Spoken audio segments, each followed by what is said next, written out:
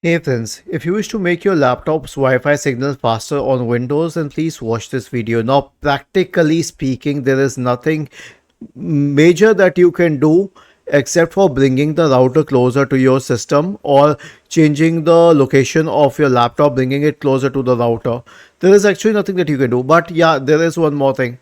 You can click on the system tray, and amongst the signals you can select the 5G signal instead of the 2.4G network. Okay, this will be helpful.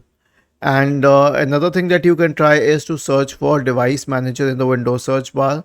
Go to device manager, and then you can expand network adapters. Right click on the network adapter and update drivers.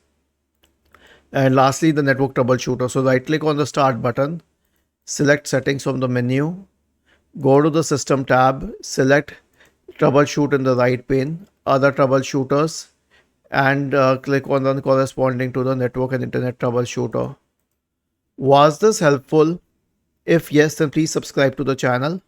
If not, then let us know in the comment section of the video on how we could help you further. Thank you for watching this video and have a nice day.